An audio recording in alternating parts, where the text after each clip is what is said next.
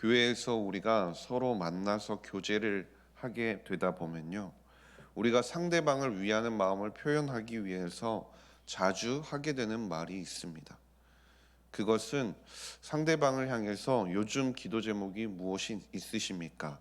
혹은 기도 제목을 나눠주시면 제가 그것들을 기억하면서 기도하겠습니다. 라는 말들이죠. 이러한 질문을 우리가 하는 데 있어서는 상대방을 향한 마음이 담겨 있기도 하고요. 지금 그가 어떤 상황에 있는지 혹은 그가 걱정하는 바가 무엇인지를 우리가 우회적으로 물어보기 위한 말이기도 합니다. 이처럼 우리가 이러한 말들을 통해서 물어볼 수 있는 이유는 우리는 염려하거나 우리가 지금 열망하고 있는 부분에 대해서 우리가 기도하기 때문입니다. 자신이 관심을 가지고 있는 것, 그리고 생각하고 몰두하고 있는 것이 우리의 기도 제목이 된다라는 것이죠. 반대로 이야기하면 우리가 관심이 없는 것에 있어서는 기도에 포함시키지도 않는다는 뜻이 되기도 합니다. 이렇게 보면 우리에게 있어서 이 기도라는 것은 우리 안에 있는 열망을 가장 잘 표현하는 것 같습니다. 오늘 본문인 예배소서에 나오는 바울의 기도에서도 마찬가지였습니다. 이 기도에는 예배소 성도들을 향한 바울의 열망과 그리고 바울의 간절함이 가득 담겨 있는 것을 볼 수 있습니다. 16절 말씀부터 살펴보게 되면 이 안에는 바울이 그가 간절히 바라던 것들이 무엇이었는지 나오기 시작하는데요. 먼저 그는 예배소 교인들을 위하여 성령으로 속사람을 강건하게 해달라고 간구하고 있습니다. 여기서 바울이 말하는 속사람이라는 것은 우리의 가장 깊은 마음의 중심, 그것을 가리킵니다. 그리고 그 마음의 중심을 강건하게 하는 방법은 바울이 고백하는 것처럼 성령으로 말미암는 것뿐이라는 것이죠. 예수님이 하늘로 올라가신 후 그리고 하나님께서는 성령을 우리에게 보내주셨습니다. 그리고 예수님을 믿는 모든 사람들에게 성령을 허락하셨습니다. 우리도 예수 그리스도를 구주로 믿음으로 말미암아 그 성령을 받게 되었습니다. 그리고 그 성령께서는 우리에게 새로운 삶의 능력을 매일 공급하신다는 겁니다. 성령께서 우리 안에 역사하셔서 우리가 그리스도를 닮아갈 수 있도록 도우신다라는 것이죠. 로마서 8장 26절 말씀을 보면 여기서도 우리는 마땅히 기도할 바를 알지 못하나 오직 성령이 말할 수 없는 탄식으로 우리를 위하여 친히 간구하신다라고 말씀합니다. 우리가 심지어 우리의 마음을 잘 알지 못해서 우리가 기도하지 못할 때조차도 하나님께서 성령을 통해 우리의 기도를 도와주신다는 겁니다. 또한 갈라디아서 5장에 나오는 것처럼 성령의 열매를 우리의 삶에 맺을 수 있도록 하여서 우리를 그리스도의 성품으로 빚어가는 것 또한 우리의 마음 중심에 계시는 성령님의 역사라는 것이죠. 이처럼 성령의 능력을 통해 우리의 속사람이 강건해질 때, 즉 우리가 하나님의 성품, 그리스도의 성품을 닮아갈 때 세상의 어떤 유혹과 핍박과 고난 가운데서도 우리는 당당하게 맞설 수 있게 된다라는 것입니다. 예수님의 제자들도 마찬가지였습니다. 성령이 제자들에게 임했을 때 그들은 담대히 세상에 나아가서 세상 가운데서 복음을 전할 수 있게 되었던 것이죠. 더 이상 세상을 두려워하지 않았다라는 말입니다. 이것은 우리에게도 마찬가지죠. 지금 우리는 무엇을 위해서 기도하고 있습니까? 스스로를 위해 혹은 자녀들을 위해 혹은 그 자녀의 자녀인 손자 손녀들을 위해서 우리가 무엇을 위해 기도하고 있느냐는 것이죠. 재능이나 능력이나 외적인 것들이 혹여 채워지기를 기도하고 계시지는 않으십니까? 오늘 바울의 기도, 바울이 예배소 교회의 성도들을 간절히 바라면서 했던 그 기도를 우리가 보면서 볼 수 있는 것은요, 우리에게 가장 필요하고 우리의 가정에게, 우리의 가족들에게 가장 필요한 것은 힘들게 하는 상황이 바뀌는 것이 아니라는 겁니다. 두려움에 빠지게 되는 상황이 변화되는 것이 아니라는 거죠.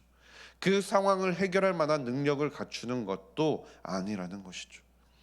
하나님께서 주시는 성령의 능력으로 말미암아 속사람이 강건해지는 것, 그것이 우리가 가장 먼저 구해야 할 것임을 바울은 보여주고 있는 것입니다.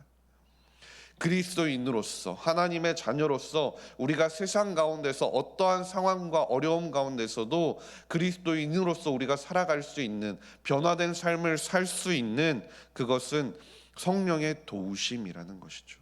그것이 우리에게 절실하게 필요함을 알고 있었다라는 겁니다. 그렇기 때문에 바울은 에베소 교회의 성도들이 성령의 능력을 통해 그 마음이 강건하여지고 변화된 삶을 살 수 있게 되기를 기도한 것이었습니다. 그리고 이어지는 말씀들을 보면요, 바울이 이처럼 그들의 속사람이 강건하여져서 변화된 삶을 살아야 하는 이유, 그 이유에 대해서 간구하는 것을 볼 수 있는데요, 그것은 결국 그들의 삶 가운데서 사랑하게 하기 위해서였습니다. 17절 말씀을 보면 바울이 너희가 사랑 가운데서 뿌리가 박히고 터가 굳어져야 한다라고 말씀하는 것을 볼 수 있는데요, 우리는 하나님의 자녀이고 하나님은 우리의 아버지이십니다. 믿으십니까?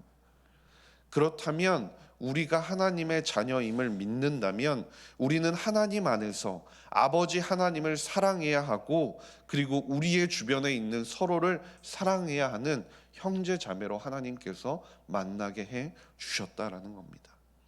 그리고 그 사랑해야 한다라는 것은 권고가 아닌 반드시 그래야 하는 명령이라는 것이죠. 그런데 우리가 이처럼 서로를 사랑하며 하나님을 사랑하며 살아갈 수 있는 그 이유는 바울이 이야기하길 결국 그것 또한 하나님의 풍성한 사랑 때문임을 말씀하고 있는 것입니다.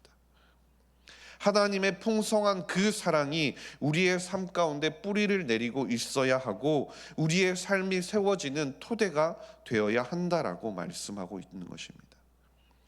나무의 뿌리와 집의 터는 일반적으로는 우리의 눈에 보이지 않는 것이 현실이죠.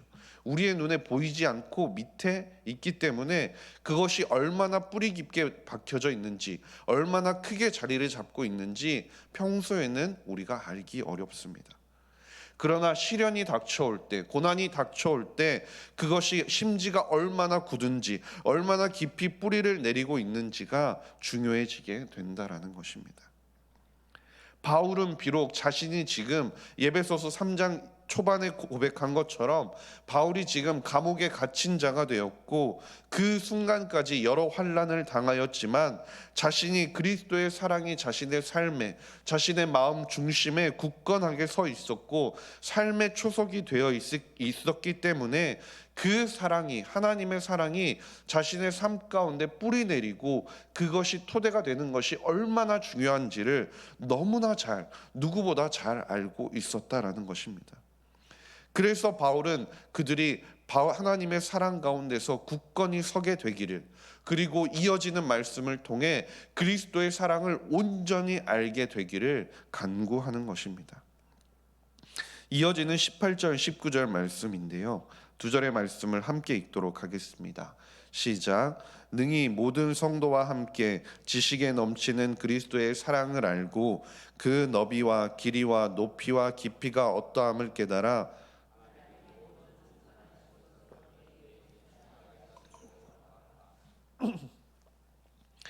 바울은 그리스도의 사랑을 기초로 해서 우리가 그리스도의 사랑의 그 광대함, 얼마나 깊고 넓고 넓은지를 능히 깨닫게 되기를 기도하고 있습니다. 여기서 깨닫게 된다라는 것은 한순간에 하나님의 사랑이 어느 정도인지를 우리가 알게 된다라는 것이 아닙니다. 그 깨닫게 되는 목표에 도달하기 위해서 우리가 끊임없이 노력하고 거기에 매달려야 한다라는 것을 의미하는데요, 결국 그것은 우리는 영원토록 하나님의 그 사랑, 하나님께서 우리의 삶에 부어주시는 그 은혜, 그리고 그 사랑의 풍성함을 계속해서 알아가야 한다라는 것을 의미하는 것입니다. 그리고 우리가 그리스도를 더 잘 알아감에 따라서 하나님의 사랑을 더욱더 깨달아 알에 따라서 우리는 하나님의 모든 충만하신 것으로 우리가 점점 충만하게 된다라고 말씀하는 것이죠. 바울은 우리가 여전히 성장해야 한다라고 말씀합니다. 성령의 충만함을 우리가 받았지만 여전히 하나님의 충만하심에 이를 때까지 자라야 한다라고 말씀합니다. 우리의 신앙은 매일매일 더욱 성숙해져야 한다라고 말하는 것입니다. 우리의 인격은 매일매일 더욱더 예수 그리스도를 닮아가야 한다라는 것을 말하는 겁니다. 그리스도의 사랑을 더욱 깊이 깨닫고 더욱 하나님의 충만하심 안에서 우리가 온전해져야 함을 바울은 이야기하고 있는 것입니다. 그러나 주 안에서 사랑하는 석관중앙교회 성도님 여러분, 바울은 이 모든 것이 우리 안에서 이루어져야 하고 우리가 매일매일 성장해야 함을 이야기하지만 이 모든 것들이 예배소 교회 성도들의 능력이나 바울의 능력으로 된다라고 말하는 것은 아니었습니다. 15절 말씀을 보시면 이렇게 말씀하고 있습니다. 이름을 주신 아버지 앞에 무릎을 꿇고 비노니라고 말입니다. 바울이 지금 기도하고 있는, 간구하고 있는 그 대상이 누구입니까? 바울은 지금 하나님 아버지 앞에서 겸손히 무릎을 꿇고 그 모든 것을 간구하고 있는 것입니다.